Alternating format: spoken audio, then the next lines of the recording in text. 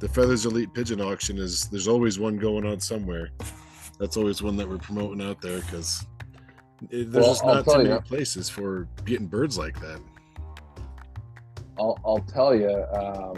I mean, me and my sister, we work. My sister does the marketing. Okay. Got it. Yeah, I got it. And the only way you're gonna get people to try this out. See, in America, people are drinking the Kool-Aid now. One loft pigeons, one loft winners will breed one loft winners. Right. But it's the farthest thing. It's a lie. Okay. No, and it's. I mean, if you look at people, they'll talk about the Nicholas Norman and the Wolverine. One of the best one loft race breeding pigeons, just a regular pigeon in one of the oldest pigeon lofts, picked up for €2,000. It wasn't a good racer, just a nice looking from the right bloodlines. And then, for instance, now we talk this week. This week, I've been selling pigeons now for 5 years, and there's a woman. She spent close to maybe 70,000 with us on auction birds, and this is her third year of breeding. Right, last week they're at that Big Andy race in Canada. In the top 34, she had 5 birds in the top 34, and she had the ace pigeon. So she probably already won 30,000. You know what I mean? Yeah. And those were all pigeons she got from us that had probably no one loft racing background DNA, but big direct children off of first national ace pigeons. So we try and bring real pigeons. You know do you understand what I mean? Yeah. I mean, it's not totally a crapshoot if you're coming in prepared. Well, listen, it's still always a fucking crapshoot, but why don't you bring pigeons? If you have pigeons like you're buying direct children off of pigeons that beat 30,000 or 50,000, a one loft race is a fucking walk in the park. It's not even tricky. You just have to have the pigeons to make it to the finals, so then the quality will show up. Yeah, Chris and I were talking about the other day about how do you know that, because you're sending a young bird, you're not exactly sending in a tried and true veteran racer. You're kind of taking those tried and true veteran racers and breeding those and sending those young ones in, right? I mean, what are you really going off of when it comes to that? The thing is, too, a lot of super birds, a lot of super racers, their children, their direct children don't race the best. Normally, they're the breeders. Normally, it skips a generation. So if you buy a pigeon from our site, and let's say the pigeon you're buying is a direct child of a first national ace pigeon, right? It should skip a generation. So that means when you take that pigeon home and you breed it, there should be good quality in that pigeon. Now, not on everyone, but if you breed 12 youngsters out of it, you're going to have a good shot of having a good one. I think you will. But again, you got to see who you're pairing it to. You can't pair it to a show pigeon, and you can't pair it to a wild pigeon. You can't pair it to the bird that flew one good race at the Hoosier. That's not what we mean either. Yeah. It's just like common sense. I don't know. A lot of pigeon guys that don't have common sense. They're not looking for it. So what do you put more weight in? Do you put more weight in bloodlines or past record wins? I think you're looking at a family tree. You're looking at the in a pedigree. You take a look at it. You want to see so the father, he was a good racer. The mother's a good racer. Super results. And then you look at the grandparents. Good racers, good racer, good racer, good racer. That's all good in there. And then if in the grandparents you may have one bred for stock, but the rest are all top performance pigeons. Or it's a brother of a top performance pigeon. You get what I'm saying? Yeah. And that tells you in that tree of pigeons, we got fucking pigeons that can go to work here. But if you see bred for stock, bred for stock, bred for stock, bred for stock, bred for stock in the pedigree, fuck it. They're sleeping. They look good. They're asleep. Huh. And people, maybe you hear people talk about Jansons. Maybe you hear this. They want Jansen. They want Van Leeuwen. Well, fuck, the Jansons were done flying in the 80s. I don't go here to people's houses now, and I never auction off really a Jansen. No, maybe they say Jansen base from 40 years ago, but no, they're not. It's no more Jansen. It's like you wouldn't take a 1969 Mustang and Mustang GT from then. You wouldn't even take a 1969 Shelby and race it against a Mustang GT today. It won't compete. The old Mustang Shelby, it's a piece of shit. Is one loft racing? Where do you think one loft racing is really taken off out of all the different places that you go? Because I see a lot of little one loft startups, here in the States, America. Yeah. Well, because America's too spread out. And I hate to say this, but Americans, and I say Americans, Canadians, North Americans. Okay. They don't have pigeon DNA in their blood. They don't want to race old birds. They don't want to race young birds themselves and do the work and have a system. But it's so easy to throw some birds to a race, pay some money, and hope that Jim Ward decides to work the pigeons. You know what I'm saying? Mm-hmm. When I talk to every Belgian, if you watch any of my videos with these Belgian guys, not one of them's interested in it. I mean, they're interested, but they're not. No, we don't. Why would we give our best pigeons to a one-loft race? All it is a barbecue and a party, and the trainers don't do any work. The trainers make the money, and they don't do any work. You don't see any result. Yeah. I mean, like racing has been going on forever in Europe compared to here. As far as even like clubs and things like that, here in the States, it's kind of struggling with the club aspects. Well, and that's the other thing. It's spaced out, and I think one loft racing is beautiful. It's great. But when it comes to money being involved, I think there's a lot of dirty corruption. And I mean, I have somebody that's in our race. She's one of these numbers people. She loves to make a chart and graphs. She can almost predict when the birds get lost in certain races. She can predict roughly who's going to win. And she sees it in races that other people go in, and then they go into their race and win. They see it. You see it moving over. You get what I'm saying? Yeah. That's awesome. I mean, everything's kind of coming down to algorithms now. Yeah, no, and I'm just like, she's telling me this, and I'm like, oh, okay, that's interesting. That's interesting. And the same thing, if you watch races where you have to pay the activation after 100 miles, right? You see, normally after the 100 miles, all the birds get lost. They have to make money, so they don't train the birds. They don't do anything, and then once they got your money, then they lose the pigeons. I always wondered why that was the number, but that makes a lot of sense, actually. Yeah. Almost everyone. Yeah. I hate talking about the dirty parts of it. It's a great sport. One loft races are kind of the future, though. Here in the States, at least. I mean, racing clubs kind of struggle, and I mean, what's the racing club scene like in Europe? I mean, some of the places you've been, are those clubs still strong, or are they kind of going one loft as well? No, the clubs are strong. The clubs are obviously deteriorating because the members are getting older and older, but they're still, I mean, 60 members, 70 members, 50 members, 80 members, they still have big members. But here in Belgium, you can be a professional. Yeah. I go to a lot of lofts. You see the guy, it's his loft, but he still has a loft manager, or they have two loft managers. Oh, okay. You know what I'm saying? Yeah.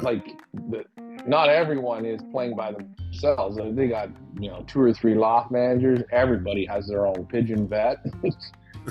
With all the different birds, I mean, you've been able to even physically handle. Do you think that you could really kind of pick up a bird with do the Pepsi challenge just by picking up a bird and looking at it, that you could pick out of 3 birds which one you think would be best for a racing pigeon? I think I have a pretty good eye, a good stock sense eye, and I've been pretty lucky to pick some pretty good pigeons in a room. Yeah. I know I was last year at Nicholas Norman's. You could ask him. We went up and saying, who's his ace pigeon? And there was 5 birds in the section. And I said, yeah, that's the one right there. And he said, fuck, how did you know that? And I said, hey, that's the fucking one. We had we were in his place also as well, and I told him how I wanted a couple birds bred for our auction. And we got in there. We're sitting down there, him and Philip, his father, and they brought out the 2 pigeons. Normally they don't do this, but they brought out the 2 pigeons. I said, oh, fuck, these are 10s. These are 10s out of 10s. And Philip said, yeah, you pick which one you like. And I said, I'll take this one. And he said, Ryan, do you want the other one? I said, no, you were nice enough. You keep this one. So we went into the room to select the rest of the pigeons for the auction. Uh, There was, I think, 70 late breds in there. And I said, oh, let's take that blue bar right there. Picked it up. And Philip picked it in his hands and he said, fuck, Ryan, you pick a nice pigeon. This pigeon's beautiful. It's a 10. And Nicholas said, yeah, it's a 10. Who is it? Look in the book.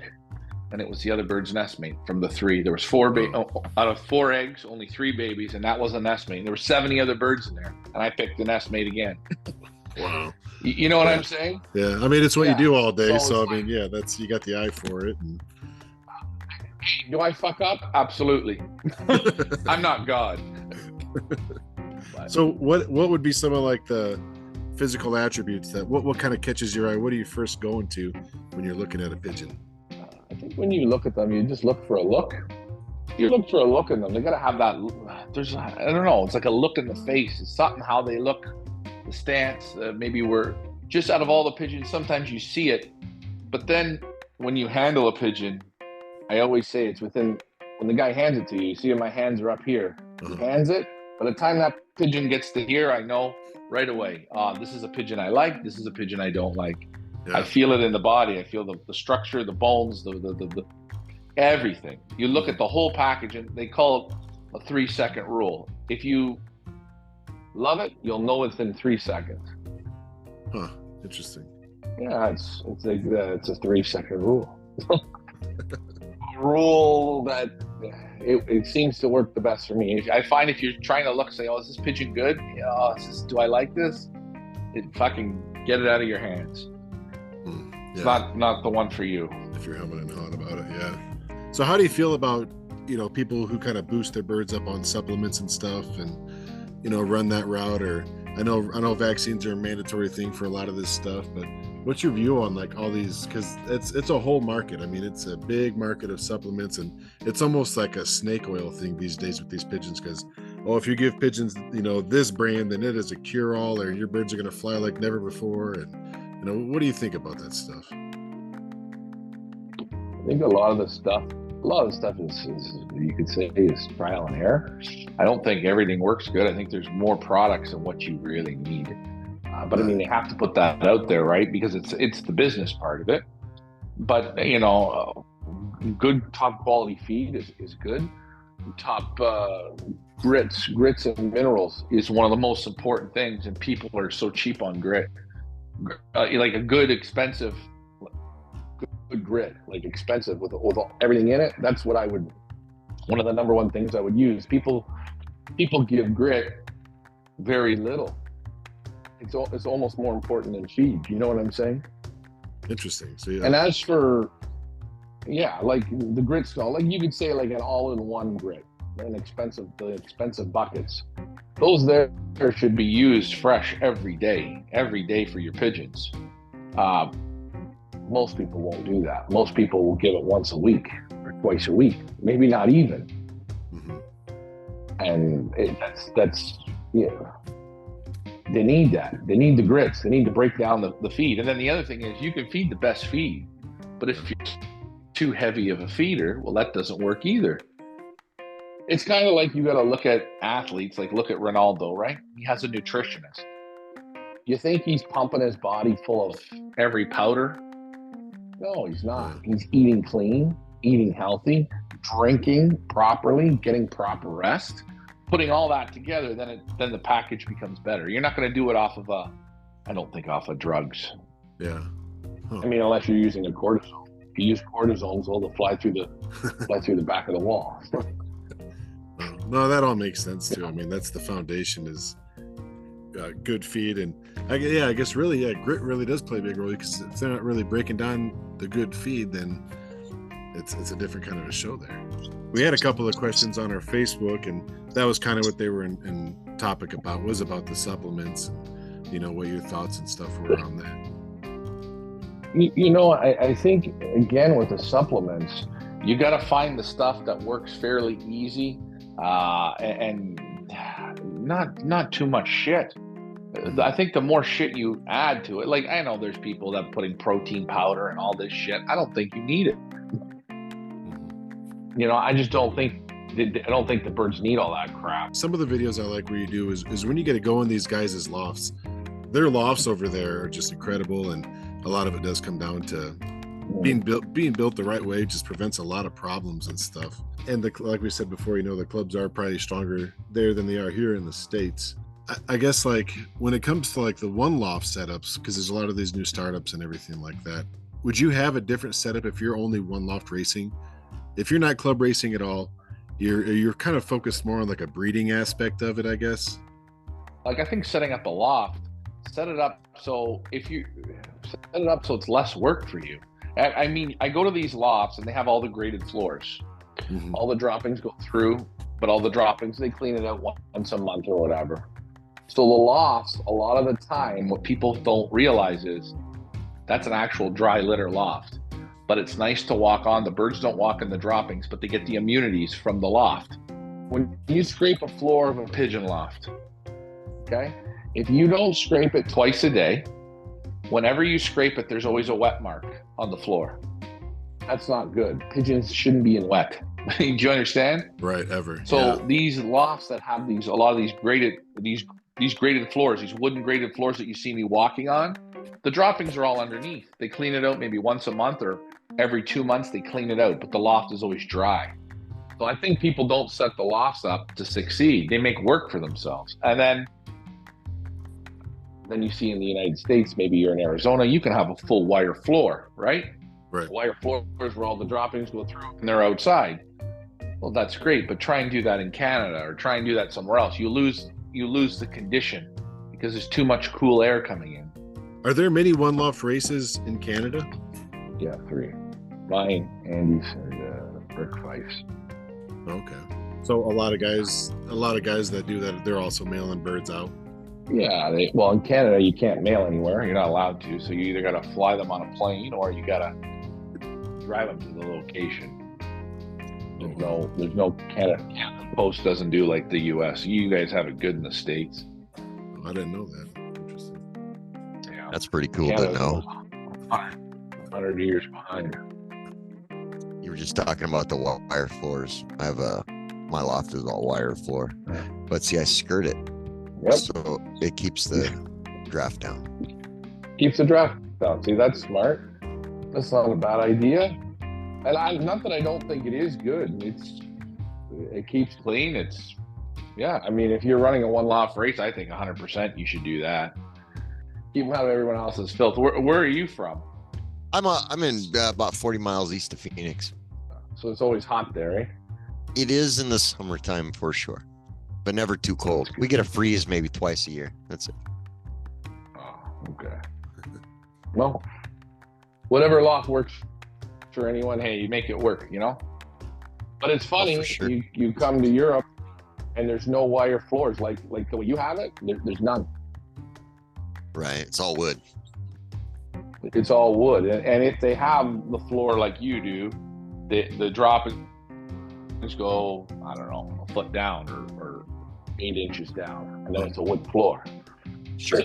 But yeah, mine is expanded metal, and then it goes to the ground. Yep. And I rake it about once a month, something like that.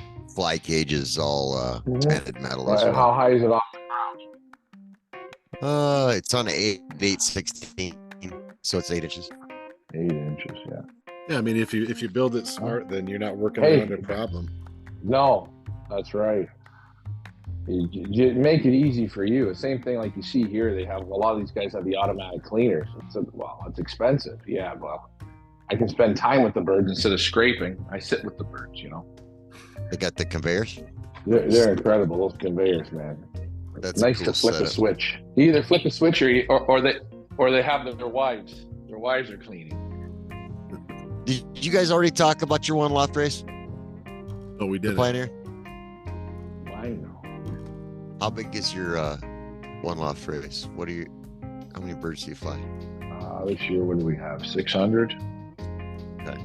600 we took in this year. How many of those were from outside of Canada? A little more than half. Okay. Yeah, I'd say I could be lying. It could be 300 or 400 from the U.S. Okay. You're probably one of the first ones that I watched just when was trying to get into the pigeons, racers came up and I started watching your guys' stuff. Pretty cool. Oh shit! Sorry about that. It's a little. We're a lot different than the other ones. We'll show you the train wreck as it's fucking unfolding. I'll show it to you. It's all good. There's no mystery with ours. When it's shit, she's shit. Gotcha. You know, we appreciate that. Right. Oh, yeah. It makes for great content. Well, what do they say? Everyone loves a train wreck. Yes, yeah, that's news. Instead of this cookie cutter bullshit you see, I don't know. There's just so much of it. So fucking phony, you know. Forget it. Where are you at right now? I'm in Holland. Yeah, it's 2 a.m. over there, man. So we appreciate you Nice. hanging out with thanks. us, man. No, I was in Germany this morning, and then Oh, the wow. fucking internet wouldn't work there, and I was in Holland at the Munich. Then tomorrow I go to Annemie van Heet. She's always fun. Annemie, yeah, I watched that. I watched one of her loft tours up. Seems like a nice lady. Oh yeah, she's nice, but she's got 100 years of pigeons in her. So she, a woman with 100 years of pigeons, you know what that's like. She knows her shit. She knows her, like I'm saying, she knows her shit. There's no, you know what I mean. She knows. Like if you look at it and go, oh, this is a woman or whatever. What is she gonna know? Fuck no, she knows. Right. She's not afraid to put you in your plate. Like, you know what I mean? Oh yeah. I have a mentor who's from England, and he'll shoot you straight. He don't pull no punches. The English, they never hold back. They'll tell you. Couple guys from England. We got a couple guys from England, and fuck, they'll come right on to you. All right, that's good. I like a little bit of that. I think that's good. I like real, right? Right. Well, if you beat around the bush, you can make a lot of mistakes too. Yeah, that's true. Yeah. And the English, they're completely different. They're like the third wheel to like Belgium and Holland, right? Like the Belgians look at English like, what? You know what I mean? Like English pigeons? What are you talking about? Right. This guy, he likes this one type of pigeon that I have in my loft. I like another one, but he would choose that pigeon every day over any of them, I think. Just because that's what he likes. Oh yeah. Do you have a favorite? Do you, Ryan? You know what I like? I don't care the color. You just want winning pigeons. That's as soon as you pick right. favorites, it seems like it goes to shit. Or it flies away. Yeah, goes to shit. Yeah, just like about that. Or something. In my case, something flies away with it. I'll definitely throw this out there for the listeners. If you guys haven't seen some of the YouTube videos too, Ryan gets to go to these incredible lofts all over the world, and specifically the winning lofts, really. And if you want to see what's different between your loft and the lofts that he's going into, this is a great way to do it and make those changes if you want to be on that winning side of things. All the winners, if you listen to them all, most of them will do all the same points. You just have to figure out what points are. Yeah. What are some of the common themes? A lot of them fall. I mean, one of the things is just they talk about the feeding, right? Everyone feeds too much, but the winners, they don't. They know how much to feed, and the scheduling. The scheduling. And I can say with Van Heet, don't come at this time because I work my birds. You know what I'm saying? And then everyone is the same. If they work their birds at 6 o'clock in the morning, it's 6 o'clock in the morning. They don't work them at 5 after 6. They start them at 6. They keep on a real routine schedule. Yeah. I think consistency is the key to the whole thing. For sure. I totally agree with that. I notice changes when I'm not on top of it and starting new birds. I have rollers that I'm starting right now, and if I'm not consistent with them, they're just gonna go to shit too. I think anything, just eating at the same time. Once your body gets used to eating at the same time, then you become on a better system. Right. And then your sleep gets on a better system. And then everything gets on a better system. And another thing is that I think a lot of people do with their race birds when they're racing is they're constantly going in and bothering the bird. Set your time where you go in and you work with them. When you're done working with them, park them and leave them alone in the loft. Don't go in and bother them. Don't bring your friends over. Don't let your kids in. Don't, just leave them alone. Let them rest. That's solid right there. Yeah, it is. And I think people, they think, okay, if you're going to train hard, you got to rest the same hard. You have to rest them the same way. It's not pound, pound, pound, pound, pound without the proper rest and the proper fuel. Right. You know, and I see people, I've seen guys in our area in the wintertime that feed straight barley. Well, what the hell's in straight barley? You know, like for the winter, because it's cheap and you know, keeps them fairly light. I mean, it's ridiculous. You don't know how to feed. You should be able to feed good feed to keep the feather growth, to keep development, everything, bird feeling good. You know how to cut it back. Yeah. I got a little lag there. Oh, so you have lag. They have a hurricane here. They got 70-kilometer winds. I can't believe this. Oh, wow. Yeah. 70-kilometer winds. What's called? Oh, shit.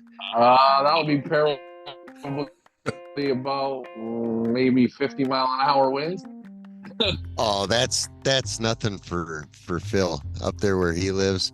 Yeah, that's like, they call that a breeze on the weather, man. the trees grow at a 45-degree angle out there. A 45-degree angle, yeah. Well, the problem here is they got on the roads, these little narrow roads. They plant the trees right beside the road, like almost touching the road. So if you go off the road, you hit a tree that you can't put your arms around. And they got them literally touching each other. You see these trees are moving. I'm going, oh shit, man.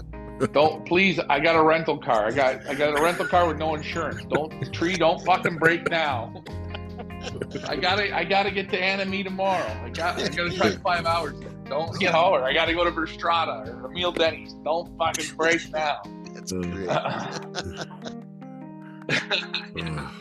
Yeah, all your driving. I mean, when you go down there, I mean, you probably got a pretty tight route. I mean, how far are your drives in between these places that you're going?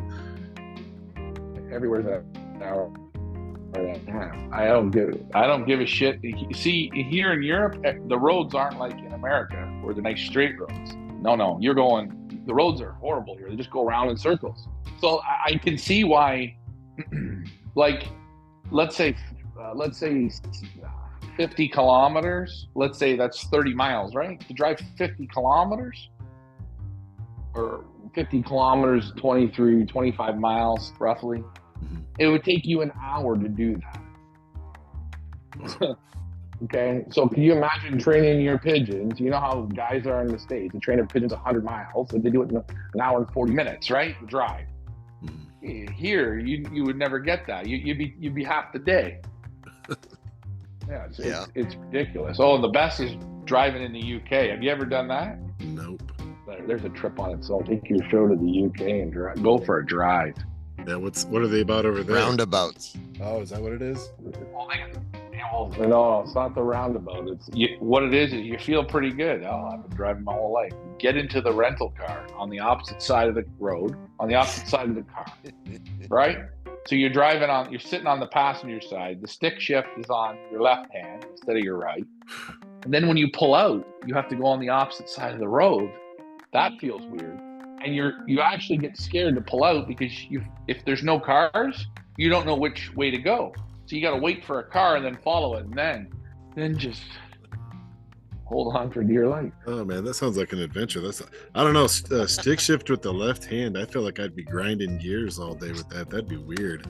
No, but you know what's funny? When you're doing that, you end up feeling like when you're sitting on the passenger side, you end up creeping over.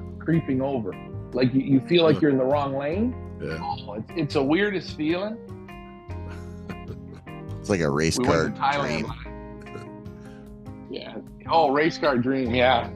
Forget that. No, we went to Thailand last year with Emil Denny's for that Pattaya race. That's another thing. The food and the it's great, easy.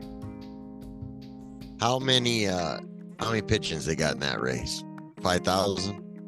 7,000, 8,000, and I'll think 8,000. Is there a cap on the entries for these one loft races? No, not that one. That one's just making money, man. It's the big triangle. For sure. Big pyramid. For sure. That's big money there. I was told that typically a one loft race has 10 to 12 entry limit. I don't know. I don't think they don't care.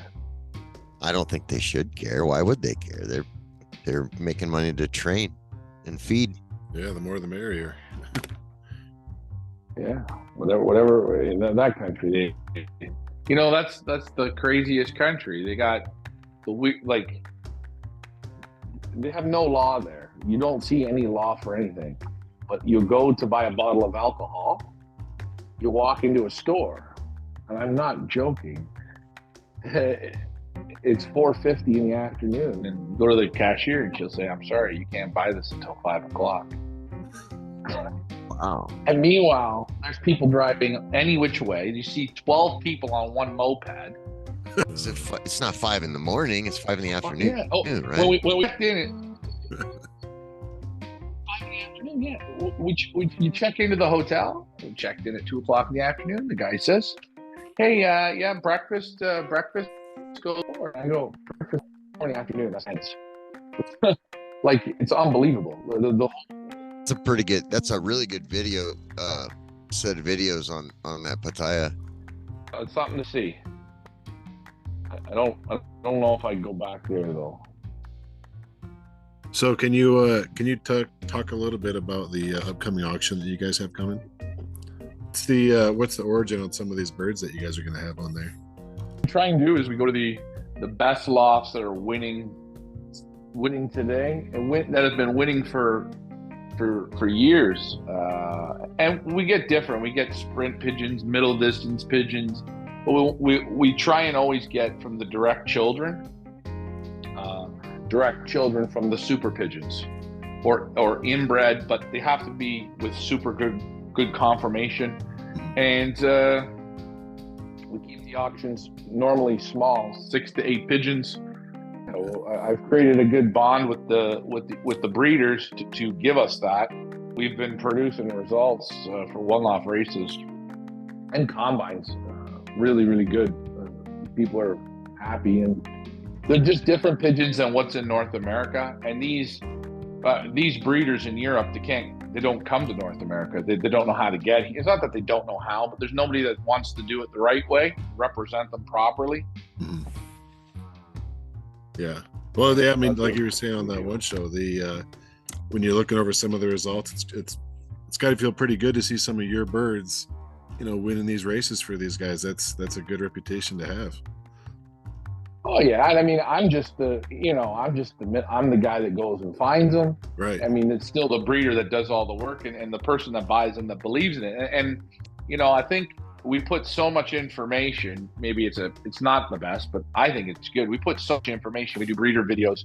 We do the photos of the pigeons. We do the eye sign. We do the eye sign videos.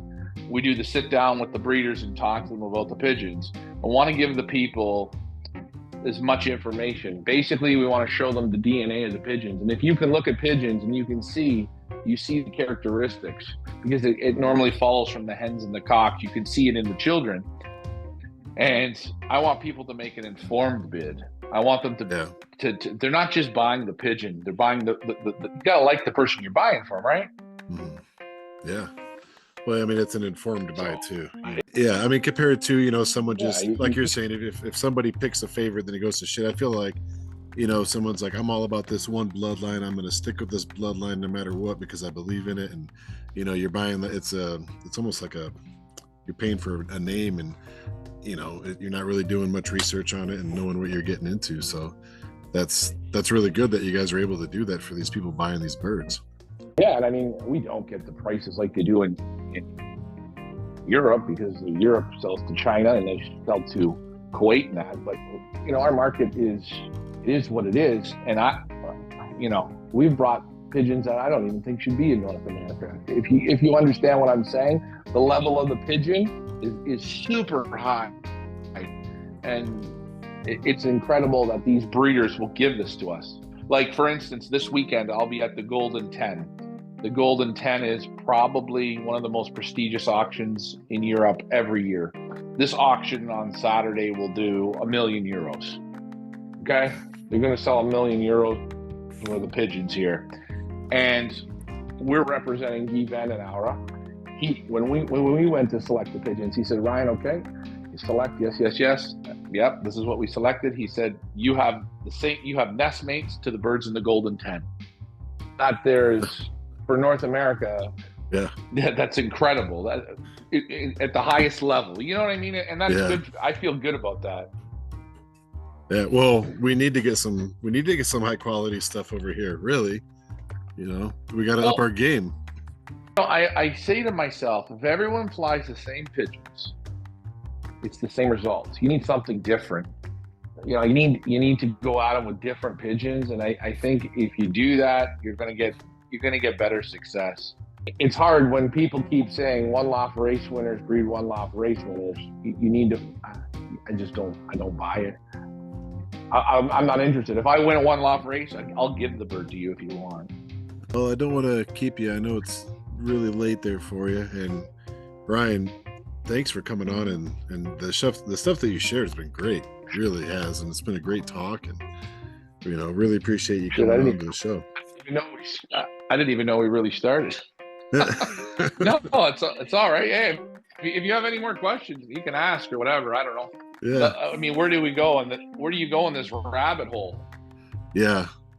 I mean, that's the whole thing. I mean, we keep it, kind of conversational style, and it's a little bit easier that way. I mean, we don't want to. Like you were saying before, we don't want to just ask like cookie cutter questions. There's people that listen to this podcast that really want to get information, and you have that information. Like I said earlier, you really do have a unique experience from one person's perspective to travel to all the places you've been, to see all the birds you've seen, and have that like accumulative knowledge. And sharing that's been great. I mean, it saves us a lot of trips to Europe and everything else. Yeah, I do the work for you. No, but I mean, we put out this tour where it's a tour we're going to run this year where we take 7 people for 13 days through Belgium, and you get to see 10 of the best lofts, 10 of the top lofts. You get to see, you get to go to the Fugari show. You get to go to the Lear market. That's something that's incredible to see. You get to go to a feed store, Van Roby's where they make the feed. You get to go to the Golden Doif Awards where you see, $70,000 worth of trophies that they're going to give away. You get to see all these celebrity pigeon people there, and it's a 13-day trip. You come and see it, and then you see, wow, you'll see the difference right away. Yeah, I saw that in the Racing Pigeon Digest. I was reading about that tour. That looks like an awesome time. That's like a bucket list thing right there. That definitely seems like something all racers should be trying to get to that. I think I calculated. I think in the lofts that you're going to go visit, I think you have over 650 years of pigeon knowledge in the tour, just from the lofts you're going to go visit. And so is it expensive? I don't think it's that expensive for what you're getting. Right. But hey, we want to give people the opportunity because it is totally different. Yeah. Well, it's not like it's something else that you can compare it to, because there's really nothing else like it. Where are you going to find that experience and those connections to even go look at some of these lofts like that? Yeah. And the other thing is with these lofts now, especially some of the ones that we go to, they don't let people in per se because they don't want to get robbed. They don't, they just don't want to do that. Like we're going to go to Emile Denny's loft. He got 100 years. Nicholas Norman, the oldest loft of the breeder of Wolverine, the oldest loft, Annemie Van Heet, another loft, 100 years. You get to go there. You really get to see how it works. And then we go and see new lofts as well. So you see different things in the pigeon show. Oh shit! You want to see a pigeon show? You got to go to that Fugari. It's super. Yeah, I've heard about that. You don't have to buy beer. All the beer you want, free. Just go to the booth, man. That's a big perk for sure. You know, it's so funny. I'll tell you. I went to the Olympiad in Poznan, and I seen there would have to have been about 70,000 pigeon people there. A lot of them were Polish, but the pigeon guys. I think people were drinking at 7 o'clock in the morning. They were still drinking at 9 o'clock at night in this thing. Not one pigeon guy was fighting. Nice. That's awesome. And they were like all in, they were in harmony. Eh? In North America, if two pigeon guys start drinking, next thing there's fist fighting at the club. You know what I mean? Yeah. I don't even think drinking needs to get involved sometimes. No, shit. No. I know. That sounds like a good time. Yeah, and that's a really cool thing that you guys have put together too. I mean, hey, we got spots left. You know how many spots you guys have left right now? We got two spots. We got 3 guys from Australia, an American, and a Canadian. So two spots are left. Oh, okay. Yeah. I imagine they'll fill up pretty quick, man. And are you guys going to continue to do this every year? Put something on like it at least? I hope. I mean, I'd like to do one for Belgium, one for Holland, and I'd like to do one for the UK. If I could do maybe 2 or 3 a year, it would be good. I mean, or every year switch to, maybe next year do Holland and the year after do the UK. It all depends on the people, right? Yeah. Great talking with you, and love to have you on again sometime, and possibly after. I know you got a pretty tight schedule coming up on you right now, but hey, whenever you want. If it's to promote the sport and get people involved and answer people's questions, I'm good for that.